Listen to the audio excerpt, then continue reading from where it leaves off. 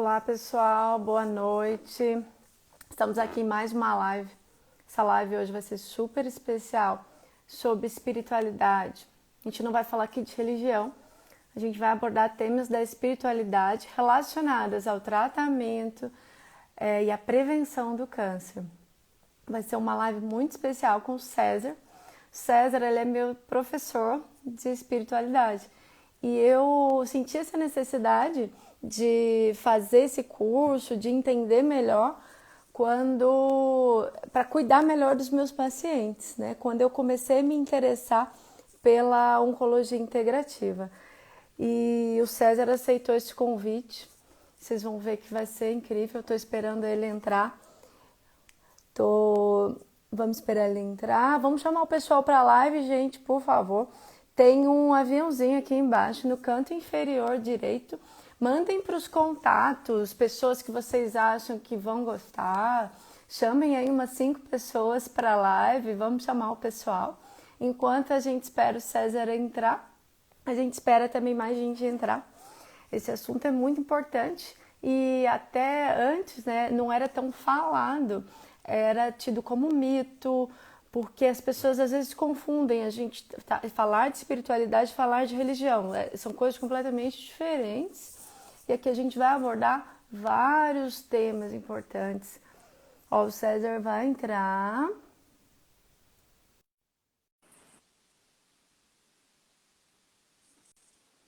Estou esperando ele entrar, já aceitei ele. Vocês vão ver, ele é muito... Olá, César. Boa noite. Olá, boa noite, tudo bem, Vivian? Tudo Boa noite bem? a todos, Ó, prazer estar aqui. primeiramente, eu vou te apresentar pro pessoal. Vou me apresentar também, porque às vezes pode ter gente que ainda não me conhece. Eu sou Vivian Koski, eu sou oncologista. Eu tenho foco em oncologia integrativa, assim como oncologia de precisão, medicina personalizada, das coisas modernas às coisas espirituais. E é isso que a gente vai trazer aqui hoje. O César, ele tem uma experiência com a espiritualidade e o ensino da espiritualidade há mais de 10 anos. E o César, ele é meu professor, tá? Depois ele vai contar um pouquinho sobre isso. E somente para que vocês entendam a grande importância desse tema, eu quero explicar um pouquinho para vocês o que é oncologia integrativa e por que eu senti a necessidade de estudar sobre isso e desenvolver esse tema. A oncologia integrativa, ela vai focar numa visão integral do ser, uma visão multidimensional da pessoa, porque como eu digo para os meus pacientes, o paciente ele não é o câncer, ele não perde a essência quando ele tem um diagnóstico de câncer. E muitos perdem, se confundem com a doença. Então eu senti a necessidade de estudar a espiritualidade, foi por isso que eu comecei no curso. E eu senti a necessidade de empregar a oncologia integrativa nos meus pacientes. Então, a importância é muito grande, porque a gente não tem que... eu não trato meu paciente só com um remédio. Sim, eu estudo os principais estudos, eu participo de todos os congressos, mas eu não acho que isso é o suficiente. A gente tem que ir além da superfície. É isso que a gente vai falar aqui hoje. Então, agradeço, César. Fique à vontade para você começar a falar com a gente. Bom, Vivian, obrigado pelo convite e falar um tema tão importante, né? Que nos acompanha há mais de 3.000 anos, a gente tem registro sobre questões de câncer, né? O próprio Hipócrates falava sobre isso, mas que traz diversas mensagens, diversas reflexões, e quando a gente tem a visão espiritual, isso se torna algo muito importante, né? Então a gente poder olhar o corpo, além, como você bem colocou, que está além da superfície, é algo de fundamental importância. E todos nós que vivenciamos essa experiência chamada existência, sempre refletimos quem nós somos, para onde vamos, o que devemos fazer aqui. E daí a importância da espiritualidade a nos guiar esses caminhos e abrir novas perspectivas de crescimento. E muita gente, né, César, confunde espiritualidade com religiosidade. E são coisas completamente diferentes. Porque você pode ser um ser espiritual conectado à espiritualidade, a uma energia maior que rege esse cosmos, e você não ser pertencente a nenhuma religião. Então, isso realmente não é uma obrigação você ter uma religião e você ser uma pessoa espiritualizada. Isso que a gente veio desmistificar também, né? E aqui a gente vai começar falando um pouquinho de como é que é o momento do diagnóstico, né, de um paciente com câncer. E é bem nesse momento desse diagnóstico que a morte, né, a visão da finitude da existência terrena vem à mente dessa pessoa. E é exatamente por isso que a gente tem que saber entender esse momento, que é um momento onde o chão se abre, onde a pessoa perde, ela vê a finitude chegando. Então, o que essa pessoa vai fazer se ela não tiver uma conexão espiritual, não é? E aqui eu estou dizendo de mesmo doentes que descobrem o câncer em fases precoces, né, a finitude vem à mente quando abre o diagnóstico. Então, isso que eu quero falar um pouquinho, desenvolver esse tema, né, do diagnóstico baseado na espiritualidade. Aqui a gente vai falar um pouquinho como é que tem que ser esse acolhimento, né, nessa base espiritual. Pois é um momento que é essencial, é um momento que a pessoa, como você colocou, ela está vulnerável, ela recebe aquela notícia e é como que se a vida, né, passasse ali em frente dela, todas as questões que ela fez, a questão familiar, a questão social se torna muito forte. E aí fica a pergunta, e agora? O que vai acontecer daqui para frente? E o momento de você passar essa mensagem, o modo que você passa é fundamental. Porque você pode passar tanto uma frieza e aquela pessoa sentir como se não tivesse esperança, como você pode passar um conforto, uma segurança de que é um processo. Sim, é um processo. O processo pode ser árduo, mas também pode ser muito transformador e há diversas formas para suavizar isso. E com certeza você, né, doutora Vivian, na sua vasta experiência, já deve ter visto várias pessoas que passaram por isso e que hoje são pessoas muito diferentes em hábitos, em atitudes, como que se abriram para a vida. E às vezes, esse chão que você menciona, né, esse vazio que é mencionado, nós temos que encarar também de uma maneira diferente. Porque o vazio, na verdade, é um campo infinito de possibilidades. Sim. E a gente cair no vazio é algo que também nos confere diferentes formas. E às vezes é a forma que a própria vida encontra para nos impulsionar para outros caminhos. Sim. Então, acho que é uma questão fundamental que todos os médicos, profissionais da saúde em geral, tenham esse carinho, esse olhar, esse acolhimento na hora de dar a notícia, na hora de ter essa aproximação. Isso que você falou é super importante. E assim, a gente tem que sentir o paciente, né? Olhar no olho dele e se colocar no lugar. Mas não se colocar no lugar, e você bem deu uma aula pra gente extremamente explicativa, né, no nosso curso, a gente tem que se colocar com compaixão no lugar de outra pessoa. Não sofrer por ela, porque senão a gente não consegue ajudar. Mas a gente tentar entender o que ela está sentindo e dar o apoio, o suporte naquele momento, né? E mostrar que a gente está do lado. O que quer que aconteça, a gente está do lado. E no decorrer da minha vida profissional, eu tenho visto várias transformações de pessoas e de famílias. Tem pacientes que chegam para mim e falam, doutor, o câncer curou a minha família. O câncer curou a minha vida. Hoje eu sou uma nova pessoa por causa do câncer.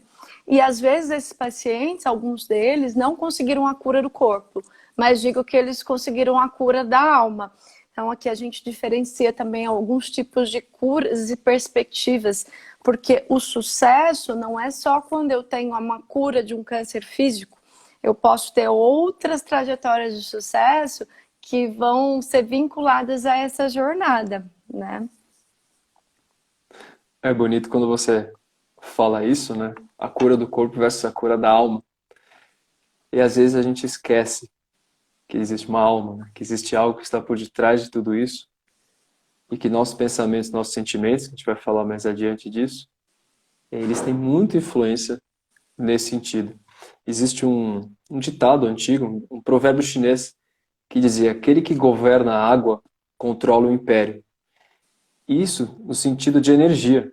Então, quando a gente estuda acupuntura, quando a gente estuda diferentes tipos, né, de medicina tradicional chinesa, a energia ela está muito presente, fruto das emoções, dos sentimentos.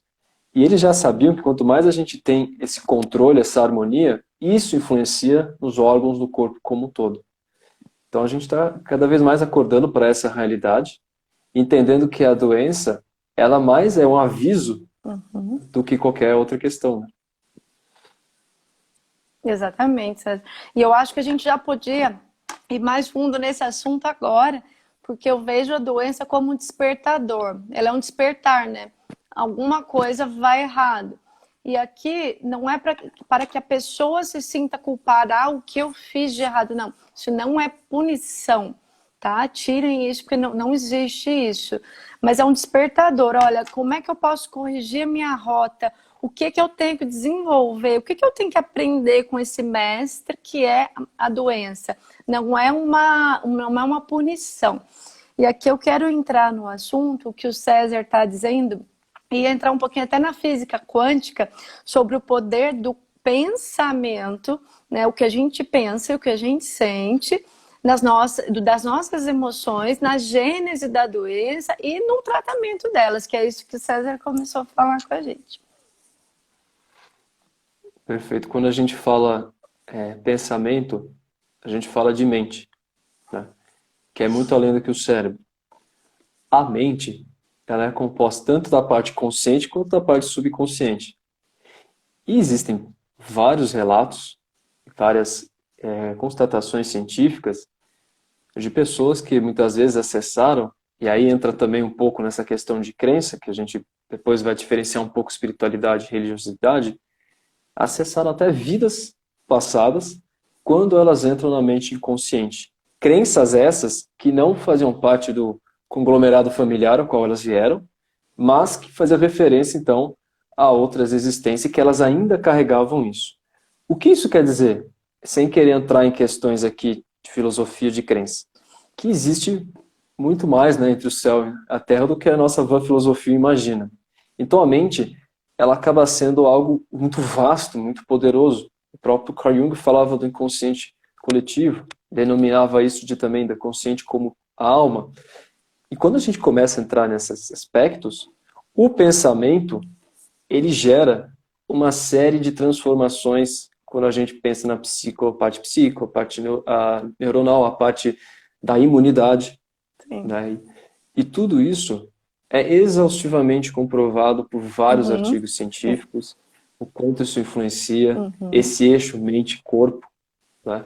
E o quanto a gente tem que olhar para isso, não de uma maneira obsoleta como se olhava no passado, aquela visão mecanicista, né? O corpo separado da pessoa, como se fosse algo frio, sim, separado do ambiente, separado da história, da cultura dela, né? Aquela coisa do René Descartes, quando ele falava dessa questão mecanicista, mas o corpo integrado com todos os valores, toda a história, com tudo aquilo que aquele ser humano representa, que faz parte do ambiente, que faz parte do contexto dele. Então, quando a gente começa a olhar isso e ter essa visão integral, e daí você comentou um pouco sobre a parte da medicina integrativa, né, e tudo que você vai falar sobre isso confere também outros tipos de caminhos para que a pessoa possa buscar essa parte de transformação. Então é muito importante isso. E aí, se quiser complementar alguma questão nessa parte da importância do médico ter esse olhar não frio e mecanicista, mais integral, é muito importante isso, né? Se quiser complementar isso. Eu acho, César, que o Covid, ele veio para reafirmar um pouquinho isso. E ele veio para nos mostrar que olhar o corpo é só olhar a pontinha do iceberg, né? E que a gente tem que ser, e devemos nos transformar nos médicos do futuro. Os médicos do futuro, né, que seríamos os médicos do presente, eu acredito que pós-Covid, médicos que não vão cuidar só do corpo, né? Que vão ter uma visão mais ampla, que vão orientar o paciente na busca por uma espiritualidade, vão falar, olha, cuidado com a sua mente, porque tome cuidado com os seus pensamentos, porque se você nutrir a sua mente de pensamentos negativos, a sua imunidade pode abaixar, porque você vai começar a estimular o seu organismo com cortisol e você vai fazer gatilhos aí de baixa de imunidade, de inflamação crônica. Isso que a gente está falando, a gente tem isso tudo documentado. Eu, quando comecei a estudar oncologia integrativa no início desse ano, eu não imaginava a quantidade de artigos científicos que a gente tem para respaldar isso que a gente está falando aqui. Então é isso. Eu acho que seremos os médicos do futuro, os médicos que tentarem entender também a alma. Assim, eu acho que a chance de cura, de controle, vai ser muito maior. Você falou assim com bastante profundidade, né? Os médicos do futuro. E é bonito isso, saber que isso é algo também que está muito presente, né? Sim.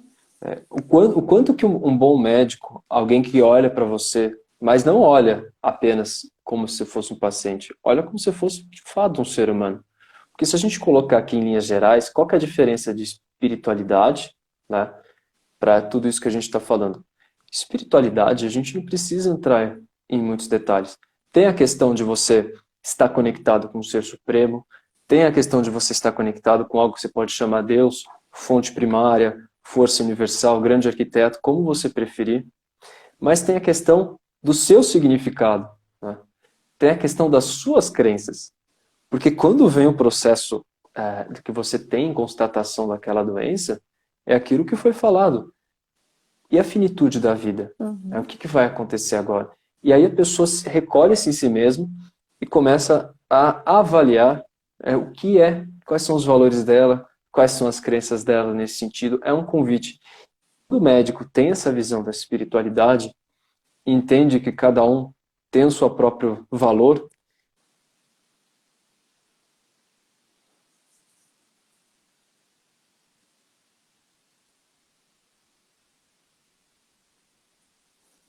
Acho que o César travou um pouquinho.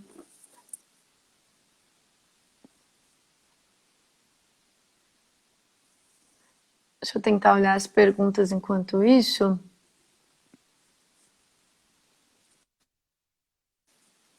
Tornar-se humano é se espiritualizar, né? Quando você tem essa visão de você, de fato, acolher o próximo, você entrar nesse diálogo compassivo, você está sendo espiritualizado. O Uhum. próprio Dalai Lama chama isso até de ética. Ou seja, nenhum ser humano é ético se ele não age em conformidade com essa espiritualidade com o próximo.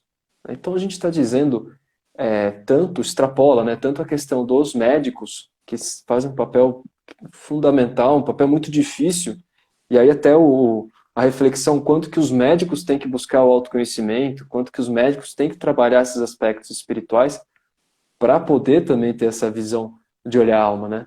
Mas a gente está falando de algo que extrapola, que vai para as Uhum. organizações, que vai para todas as relações, porque essa ética, ela é fundamental, né? Então, quanto mais a gente puder buscar isso, mais a gente puder entender isso, mais entenderemos o que significa ser humano. E às vezes é só isso que basta. Quando você está diante Sim. de outro ser humano, como dizia Jung, apenas seja outro ser humano. E isso consegue alterar bastante o caminho. As pessoas, inclusive, conferem mais forças para a sua transformação e entram em estados de relaxamento que são fundamentais para uma melhor recuperação do que a revolta. E aí eu pergunto a você, né? Uhum. Você que tem muita sensibilidade, que tem muito tato, muita espiritualidade para lidar com isso. Qual que é a diferença quando alguém reage com revolta e quando alguém reage com resignação e busca esse caminhar? É bastante diferente ou não? É completamente diferente. Porque a primeira fase de um diagnóstico, às vezes não vai ser aceitação. E aí a grande importância do profissional de saúde ter a habilidade de lidar e encaminhar os pacientes, em orientar o paciente a buscar os caminhos. Por isso que existe essa habilidade e ela deve ser treinada, e por isso que nós estamos fazendo essa live hoje. Então, sim, nós temos uma negação inicial, e isso é comum, porque nós somos seres humanos, nós somos sentimentos, e a gente está aqui na terceira dimensão para a gente evoluir, né? Senão a gente não estaria por aqui. Então, a primeira etapa, sim, pode ser uma negação. Só que aí a gente vai colocar um sentido maior, a gente vai colocar para o paciente um sentido maior para estar acontecendo aquilo. Não para justificar nada, mas para a gente tentar com que ele encontre forças. E essa força, sim, ele vai ser auxiliado por uma divindade, mas a força ele vai encontrar dentro dele mesmo. O que a gente tem é que fazer ele enxergar que a força está nele, com essa conexão que ele vai fazer com a divindade, que ele acredita. Isso é fundamental. Eu vejo pouquíssimos pacientes revoltados, muito poucos. E a gente nota que quando ocorre essa revolta, que essa revolta permanece, o decorrer do tratamento é muito mais tumultuado, tem muito mais internações. A pessoa às vezes se prende a ilusões irreais, e aí ela deixa de deixar um legado, por exemplo, para os filhos, para a família, e procura esperanças fúteis em coisas sem sentido. E aquele tempo que ela deveria estar aproveitando, né? Que isso eu estou dizendo quando tumores metastáticos, e que às vezes a gente já fez vários tratamentos e a pessoa está bem, mas ela não acha que ela está bem, e ela deixa de aproveitar aquele tempo que ela tem para passar um legado à família. Ao contrário, nós vemos quando os pacientes se entregam, quando eles realmente aceitam o caminho, aceitam a jornada, e eles começam a deixar legado e começam a ressignificar a vida. E aí eles começam a ajudar outras pessoas com câncer. Aí eles montam canais no YouTube, no Instagram, começam a escrever livros e começam realmente a descobrir sua missão de vida ali no câncer. Então a gente vê os dois lados, e a gente vê que o tratamento é muito mais tranquilo, apesar de ser a mesma doença. E posso dizer que existe mais vida na vida de quem aceita. Não sei se eu posso dizer que existe mais tempo, mas os estudos dizem que sim, também. Mas é completamente diferente, César, completamente. É curioso, né? Porque eu tenho um amigo em particular que ele é hoje em dia uma grande personalidade, alguém que faz muito bem pela sociedade. E que ele afirma com veemência que o câncer foi o que proporcionou ele essa mudança de vida, né? Que ele deve muito a todo o processo que ele passou. E outras pessoas também, eu fiz a seguinte pergunta: se você pudesse ter escolhido voltar atrás, você teria escolhido não passar por isso de novo? A pessoa falou: não, teria passado igualmente por tudo que eu passei, porque isso foi fundamental para forjar quem eu sou agora, né? Então, a gente ter essa visão, não olhar só a doença, mas olhar a questão do doente, não do doente que é doente, que está doente. É diferente você falar, ele é doente, ele está doente. E é um estado transitório. Tá? E aí a fé é um grande papel nesse sentido. É bonito a gente, por exemplo, utilizar quando a gente fala sobre fé, lembrar aquela questão da fé do tamanho do grão de mostarda. Por que o grão de mostarda? Porque existem outras partículas menores com grão de mostarda? Sim, existem. Mas por que um grão de mostarda? Porque ele frutifica, tá? Porque ele é vivo. Então essa fé que rompe, essa fé que o indivíduo acredita na cura, e é apoiado muito pelo médico, que o médico passa a ser um instrumento da providência divina, como ele coloca, um instrumento desse ser espiritual, acaba sendo fundamental para que ele consiga forças. E sem contar que não é só ele que passa por isso. É toda a família que passa junto. Então acaba sendo um aspecto transformador para todos que estão ao redor. E aquilo que outrora parecia algo um tanto quanto negativo, quando ressignificado, torna-se uma alquimia, uma transformação daquilo que ele achava que deveria ser, daquilo que ele realmente é. Porque uma vez que ele está de frente disso, aí ele realmente se questiona, mas o que eu quero realmente para a minha vida? E a doença serve como um espelho, que nos desafia, que nos faz pensar questões que às vezes a gente evita. Assim como a dor nos faz enxergar que existe alguma coisa que merece atenção. E quando chega nesse nível, é o basta. Né? Para. Agora para, respira, olha como está a sua vida, veja que as coisas não estão fluindo em harmonia e agora cuide do seu caminho. Então, isso é fundamental para poder seguir essa jornada que você bem colocou da aceitação e da transformação, para encontrar a missão até, como foi colocado. Sim.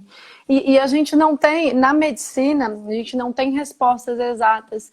Então, muitas vezes, o paciente vai ser curado fisicamente, no corpo. Principalmente quando o diagnóstico é precoce. Por isso que é tão importante também, por isso que a gente está aqui no Outubro Rosa, para falar de prevenção. Mas tem pacientes que vão tratar, vão fazer o diagnóstico precoce ou mesmo já serão diagnosticados metastáticos, onde a gente fala que a doença é uma doença incurável, que é uma doença que a gente vai tratá-la como crônica, que a gente pode falar de remissão. Mas existem então duas trajetórias, mas eu posso colocar como se fosse a mesma, porque o que tem que se mudar é a perspectiva do olhar. Né? A perspectiva do olhar. Eu tento fazer o paciente mudar essa perspectiva do olhar, porque todos nós temos doenças crônicas. Existe uma gama de doenças crônicas que, se a gente deixar, elas nos aprisionam.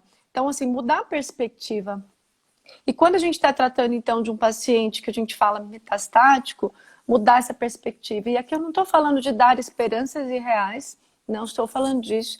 A gente vai dar dados reais, dados de estudo clínico. Só que nos estudos clínicos a gente fala de mediana de sobrevida. A gente tem lá uma curva, um cálculo estatístico e aquele paciente é uma mediana. Na vida não é assim. O paciente ele vai ser tratado como um indivíduo separado, como um ser integral. Então, eu vou passar o dado para ele do estudo clínico. Olha, esse seu caso, o estudo clínico disse isso, é uma mediana. Mas quem sou eu para dizer quanto tempo você vai viver? Eu não sou nada, não sou ninguém. Então, eu vou te dar um gráfico. O gráfico não representa você. Ele representa uma história mediana num ambiente randomizado de um estudo clínico, um ambiente artificial. Mas a gente tem que mudar a visão, né? Mudar a visão. E essa é a mágica, né, de tudo que a gente está falando aqui. Quando a gente fala de uma situação, né, em que você sabe que aquela pessoa ela está no limiar, como a gente pode dizer, que vai fazer a passagem, que sem dúvida é um momento muito difícil. Apesar de a gente saber que isso sempre foi uma certeza. Apesar de a gente saber que a única certeza que a gente tem é essa. Mas essa abreviação, por assim dizer, esse momento, ele nos defronta em todos os sentidos. Mas o que não pode deixar jamais esmorecer é a dignidade. Né? É a dignidade no tratamento, é a dignidade com a família, é a dignidade daquele ser que, como nós, um dia vai fazer a passagem. Mas quando ele ofere essa força, ele inclusive é um exemplo para toda a família, que leva essa resignação até o último momento como um grande legado.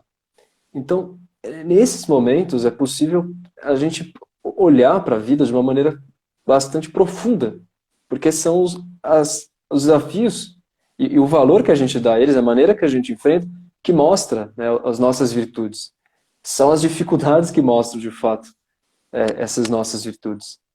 Inclusive aqui tem comentários da Vera falando, viver a aventura de alto risco. Sim. Pois é. E nessa pandemia isso ficou muito claro, né? Sim. A segurança ela acabou sendo bastante... Verdade. A impermanência, né? A permanência, a única certeza que a gente tem é que a gente está em constante transformação. Acho que isso ficou muito claro para todos nós, né? E assim, uma coisa que eu falo para os meus pacientes é que a impermanência, ela é igual para nós todos. a impermanência. A gente não é porque um paciente tem câncer, tem um câncer metastático ou teve um câncer, que ele está na impermanência e os outros não. Ele não tem que se dissociar dos demais. A nossa vida como humanidade é impermanente, né? E igual eu falo para eles, os pacientes às vezes perguntam, doutora, mas eu vou morrer? Eu falo, nós vamos. E pode ser que eu vá antes de você, pode ser que eu vá atravessar a rua e aconteça alguma coisa e eu vá antes de você. Então não tem diferença nenhuma entre mim e você. A diferença tá, você fez o diagnóstico da doença X, eu tenho o diagnóstico da doença Y. E vamos tratar, vamos buscar as formas.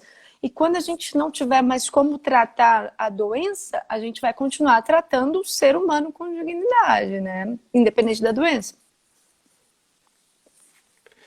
Você está recebendo aqui, merecidamente, diversos elogios de uma médica maravilhosa, se todas as médicas fossem como você. Porque, de fato, é muito necessário, né? Esse cuidado que a gente está falando, esse cuidado espiritual, esse olhar em todas as relações. Porque a pessoa se sente insuportada. É um processo que é terapêutico, não é terapia, tá? Mas é terapêutico.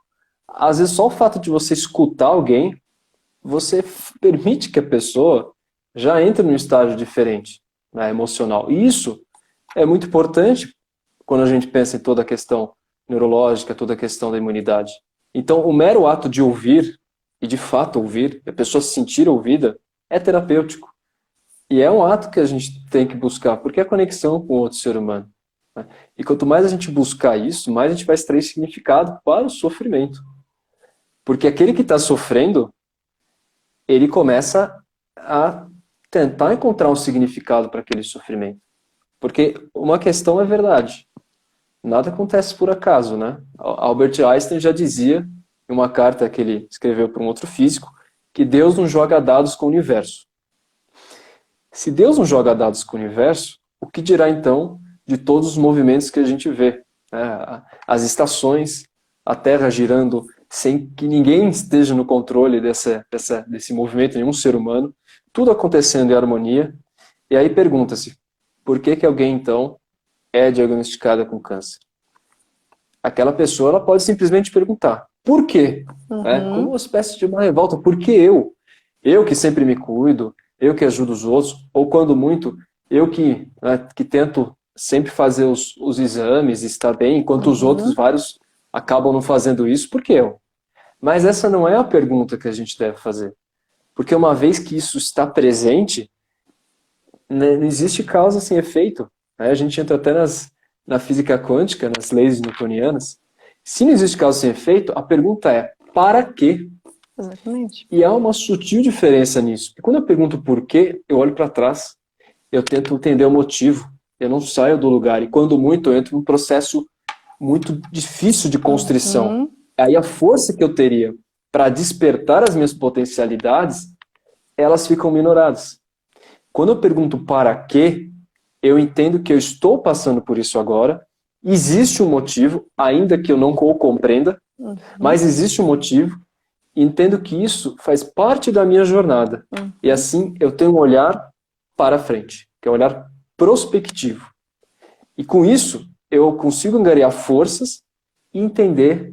E aí vem a questão do sofrimento. Eu dou valor àquele sofrimento. Eu valoro aquele sofrimento. E por isso que a espiritualidade é tão importante. Se eu tenho crença na espiritualidade, qualquer que seja, lembre-se, religião é uma coisa. Religião tem a ver com ritos, né? Tem a ver com um conjunto moral. A espiritualidade está falando uma coisa mais individualizada. E muitos relatam, eu entreguei nas mãos de um ser supremo. Chame-o como quiser. Isso me deixou extremamente leve. E só o fato de ter feito isso já foi um processo muito importante para a transformação. Então, é uma questão importante de ser colocada. Por quê versus para quê? E o valor que é dado ao sofrimento. Porque outra coisa que é importante dizer, Vivian, é que o sofrimento, ele existe para todos. Para todos. Ninguém deixa de sofrer. Isso faz parte de todos nós. E quando a gente muda essa chave de falar eu sofro para existe sofrimento, e todos sofrem, muda muita coisa. Então a gente poder entender que todos sofrem, em graus diferentes, mas todos sofrem, é algo que faz com que a gente transcenda.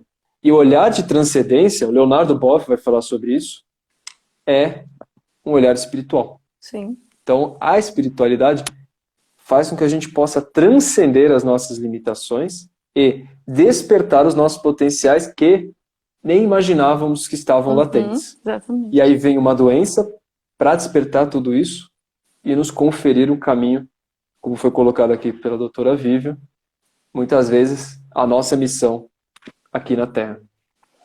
E acho que foi Dalai Lama que disse uma frase aqui, se não for, me corrija, que a dor ela é inevitável, mas o sofrimento é opcional. Não sei se foi Buda, se foi Dalai Lama, você lembra quem falou isso? Mas, Sim. mas exatamente isso. Todos nós vamos sentir dor, né? Só que ela pode virar um sofrimento que a gente pode amplificar, ou ela pode ser uma dor que a gente vai olhar para ela e falar: você tem um sentido na minha vida, vamos aproveitar essa oportunidade. Então, a dor todos nós vamos ter, mas carregar esse sofrimento, e tem muita gente que carrega sofrimento do passado, carrega mágoa, aí depois a gente vai entrar nesse outro assunto, isso é opcional, né? Sim. Pois essa questão que você coloca, por exemplo, de carregar sofrimento, de carregar mágoa, notadamente, tudo que a gente carrega, né, e não elimina, cria sedimentos, certo? Se a gente for fazer uma analogia, fica depositado no fundo do oceano, esse oceano emocional. Com o tempo, aquilo continua, né, aquilo vai cristalizando. E aí eu volto para aquele provérbio chinês, quando diz que aquele que governa a água controla o império. Essa energia que fica estagnada, fruto desses pensamentos, sentimentos recorrentes, eles vão fazer o quê? Eles vão acabar também por promover um processo paulatino, né, de necrose de tecidos e tudo mais, e que muitos atribuem, no caminho espiritual, essa cristalização energética a o processo, então, cancerígeno, que, por sua vez, também pode ser transformado, dependendo do caso, dependendo da situação, dependendo do contexto. Mas já existe uma visão, que tem um psiquiatra que fala isso, menos thanatos, né, que é morte da doença, e a medicina olhar mais como algo como eros, amor. E isso é fundamental. Se as pessoas começam a entender que esse é um processo e que nós devemos ressignificar, entender que este amor, no sentido de que algo aconteceu para ser transformado, isso faz com que a gente possa ter um olhar integral. E aí vem a questão do olhar integral, né? Medicina integral. A questão do câncer. Como que hoje, poder falar um pouquinho, acho que é importante isso, como que hoje essa questão é vista, como que isso está sendo aceito, inclusive modificou-se o termo, né? Antes falava em medicina alternativa, já não se fala mais. Exatamente. Ou seja, realmente ficou para ficar toda essa questão que a gente está vendo, essa corrente, né?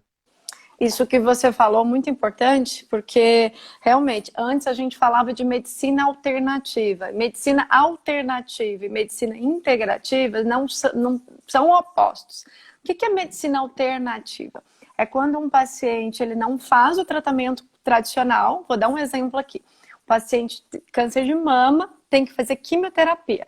Então ele vai optar por não fazer o tratamento tradicional e ele vai ser tratado com radiestesia. Isso é alternativo. Não tem comprovação científica nenhuma que a radiestesia, por exemplo, funcione para curar um câncer de mama.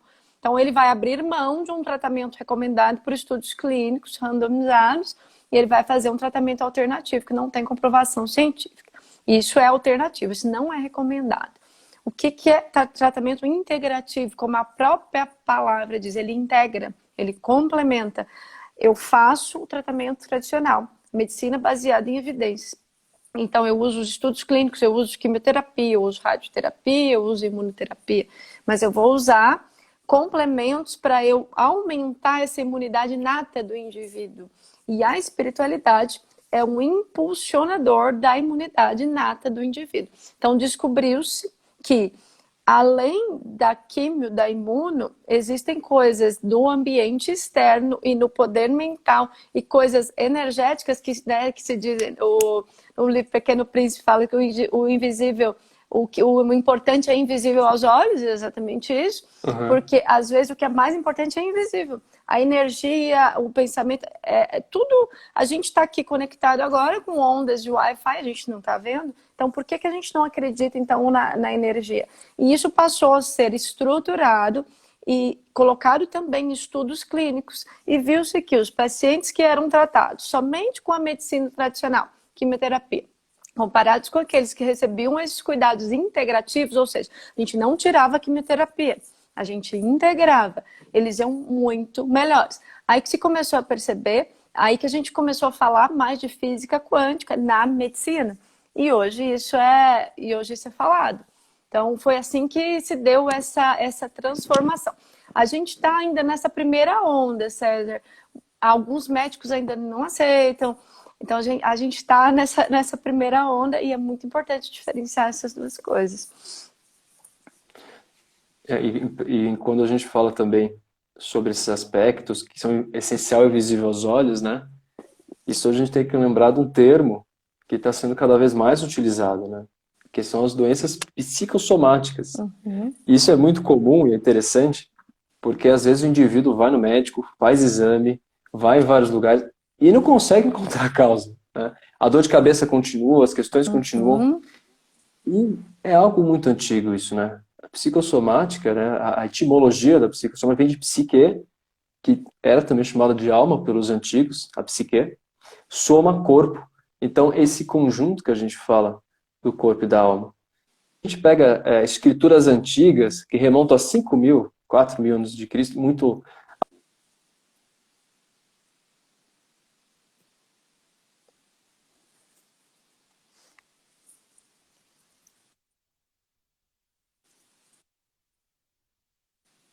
A importância do magnetismo como fluido curador, que depois isso vai ser desenvolvido por Mesmer, né, no século XVII. O próprio René Descartes vai falar sobre o éter, né, quando ele vai falar sobre o éter que tudo envolve. A gente está falando de questões que vão além do invisível. Tá? Quando a gente vê também o que eles falam dos corpos sutis, que não existia só o corpo físico, existiam outros corpos e que aqueles que tinham ali mais sensibilidade conseguiam ver esses corpos. E você entender isso faz com que você veja de uma maneira integral. E quando eu falo de uma maneira integral,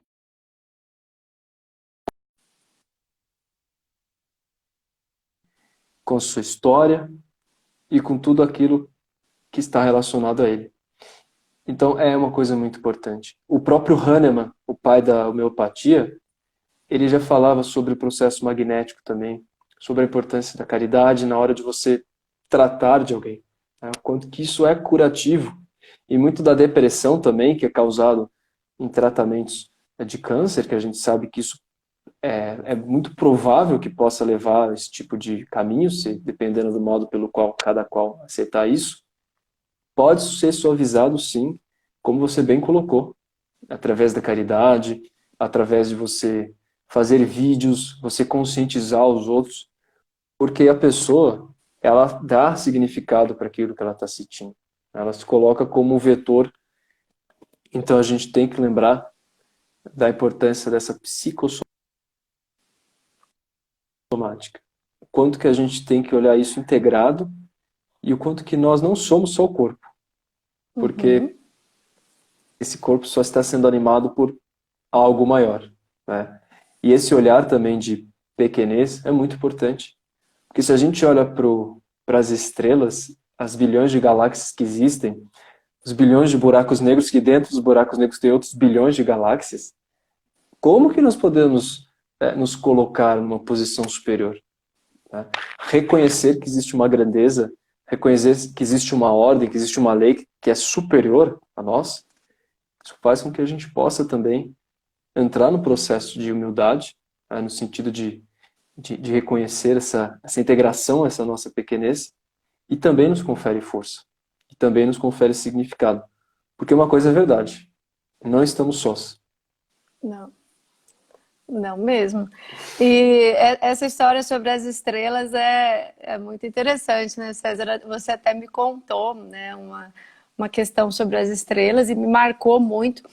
Tem uma paciente aqui, a Anne, também, que eu vou fazer uma live com ela amanhã, que me falou sobre as estrelas, não, acho que não é coincidência, né? E só para lembrar essa história, eu queria só que você dissesse para as pessoas aqui a importância de, qualquer etapa da nossa vida, mas principalmente quando existe essas fases desafiadoras que um câncer traz, a pessoa buscar a conexão dela. E aqui a gente não está falando para fazer, por exemplo, um curso de espiritismo, que é o que eu estou fazendo. Cada um procure um lugar onde se sente confortável, mas eu queria que você abordasse o quanto que é importante a pessoa fazer essa conexão. E estou dizendo independente do lugar. A pessoa pode ir no culto evangélico, ela pode ir na missa, ela pode ir numa cura metafísica no centro, ela pode ir na Umbanda, ela pode ir no Candomblé, que a gente não está falando de religião, tá? Essa questão de conexão é exatamente você estar conectado nesse eixo, né? Corpo, alma, emoções. E todos esses caminhos que você falou são caminhos válidos. Primeiro, faz com que você tenha uma dimensão vertical. O ser humano, para que seja completo, ele tem que ter 3 dimensões que são fundamentais, né? A dimensão vertical, que a gente está colocando a conexão a uma fonte suprema, a conexão a algo superior, e que assim como um celular que quando deixa de ser carregado perde a bateria, nós quando estamos desconectados dessa fonte, deixamos de receber uma energia que é fundamental. Então, essa conexão, a vertical, ela é muito importante. E pode ser conseguida de várias formas. Desde, muitas vezes, um contato com a natureza. Aí a gente vê até que as religiões primitivas, quando a gente pega, por exemplo, os próprios celtas, né, o culto ao carvalho, os germanos, o culto ao fogo, tinha muito essa questão da natureza, né, essa conexão chamada também paz energética. Mas não é só isso. Isso é muito importante, isso é fundamental, é o primeiro eixo que tem que estar em conexão. Nós temos a dimensão que aí a gente está falando mais dessa questão da largura. A largura é olhar o próximo. A largura é olhar o ser humano que está do nosso lado. Porque o verdadeiro caminho espiritual religioso, ele sempre é inclusivo. Ele sempre é caminhar junto com o outro. E o outro, é importante que a gente entenda que o outro, ele é um reflexo do que nós somos. Parece esquisito falar isso, Vivi, mas eu só sou porque você é. Se você não fosse, eu não seria. Se você não fosse, eu não estaria falando isso. Graças a você, e você sendo o outro, você também faz parte de mim, nós não somos apartados, nós estamos conectados de maneira interdependente. Isso também ficou muito claro na pandemia. A interdependência, que acontece algo na China, me afeta aqui no Brasil.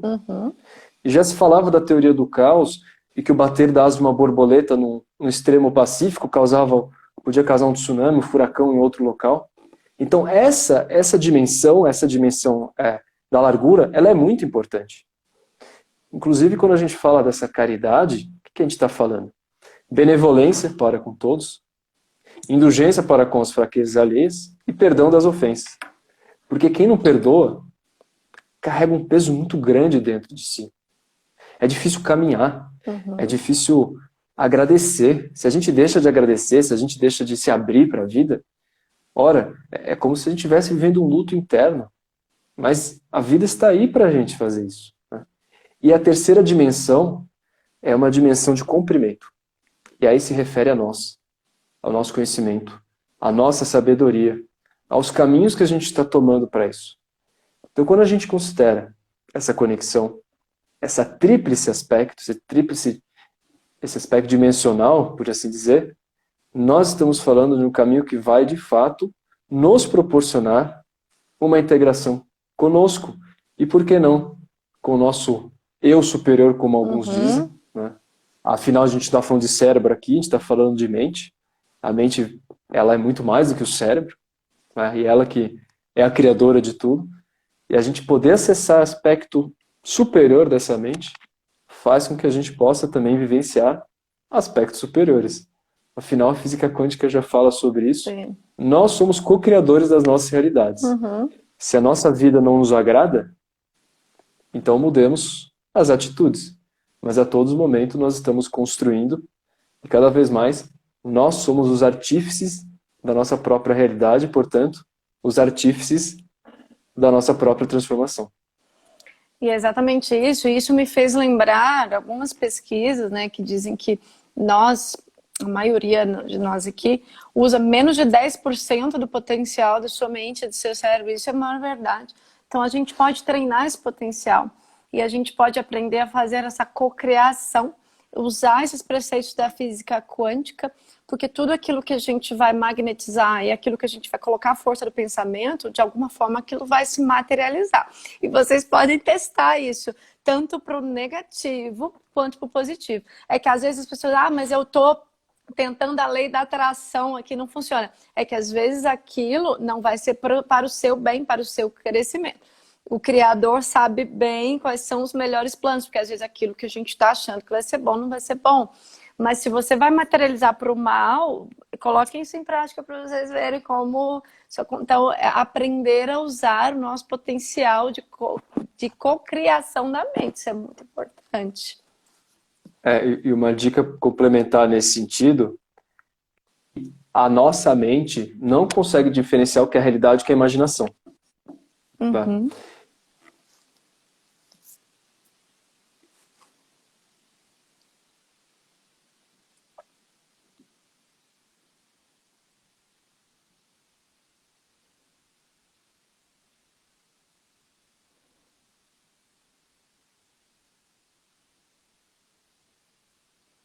Acho que o César travou. Ou eu travei, não sei. Vamos esperar.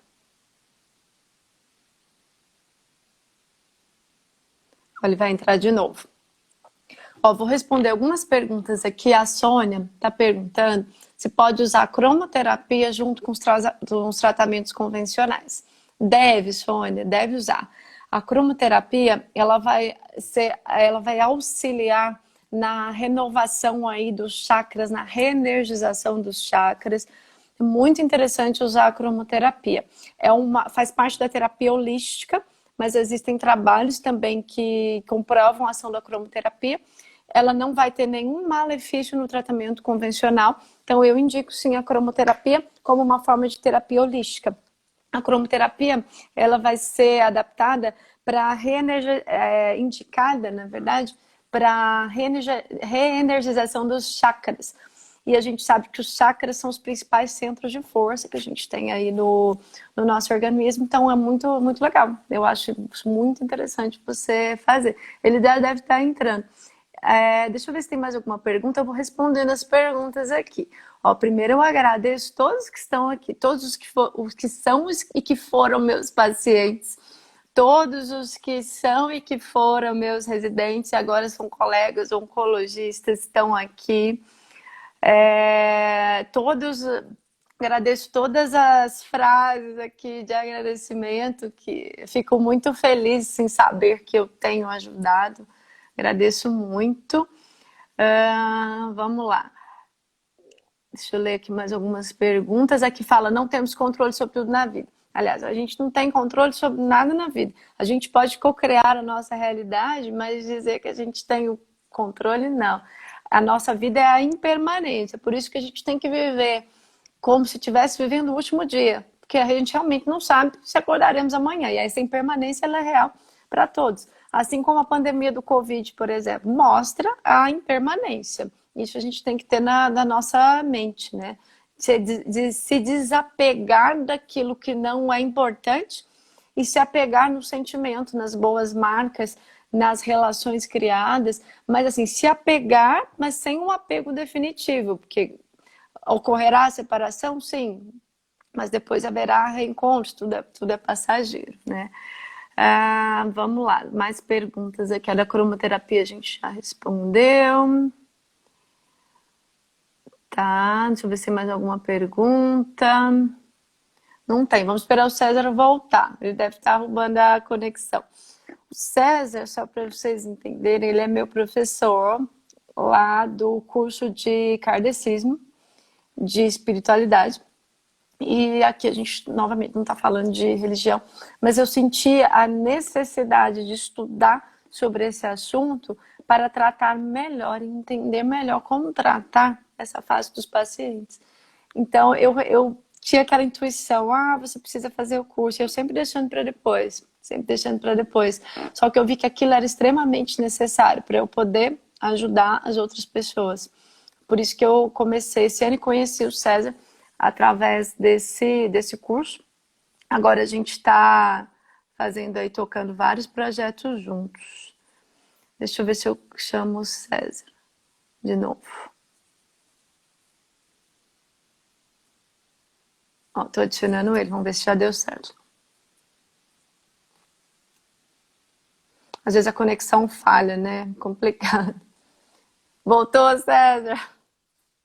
Eu achava que eu estava falando até agora, mas tudo bem. Não, Nesse, travou, saiu, você saiu da live.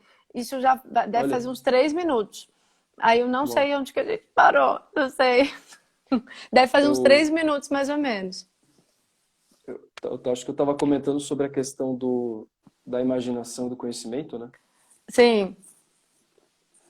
E que, só para resumir bastante, né, que eu estava falando até agora várias questões, a mente não consegue diferenciar o que é a realidade e aquilo que é imaginação.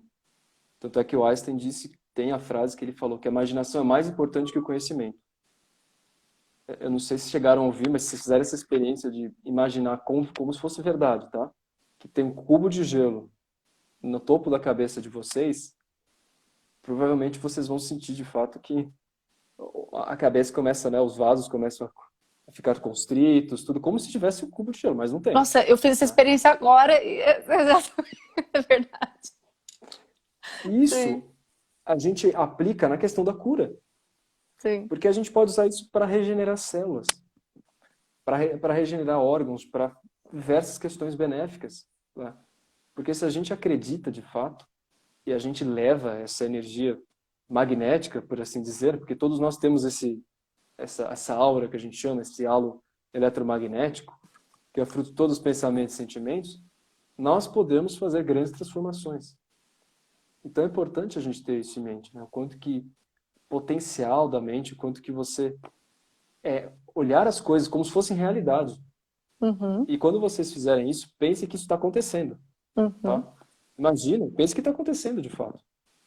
Isso pode abrir várias portas. Pode. E Pode por e isso que a abre. gente E aí a e gente abre. começa a entender o poder da sincronicidade, porque quando você vai, então, aumentar a sua vibração, aumentar o potencial energético da sua mente, você vai se ligar bem, aí você vai passar a entender o poder da sincronicidade.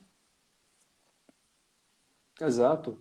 E aí nós entendemos que a questão, de novo, da interdependência e da César, impermanência. eu vou te interromper só um minutinho e aí eu vou Claro. convidar a gente fazer a segunda parte da live do seu Instagram, porque aqui já está dando 2 minutos e eu acho que o assunto ainda não terminou. Só para a gente finalizar a conversa, qual que é o endereço do Perfeito. seu Insta para o pessoal ir para lá? E aí eu vou para lá também. Vamos lá. César P. Blanco. César com Pronto. S no meio, P. Blanco. Então, a hora que cair, aliás, a gente já pode ir migrando, porque aqui falta um minutinho, só que a Vamos gente lá. parou aqui na sincronicidade, então vamos lá. Sim. Se vocês tiverem dúvida do endereço do César, tá no convite da live, tá? César P. Blanco. Vamos migrar para lá, tá bom? Então, ó, Vamos agradeço lá. quem já esteve até aqui. Vou encerrar aqui agora, Agradeço também. vamos voltar para lá, tá bom? Até mais. Obrigado, gente. Vamos lá.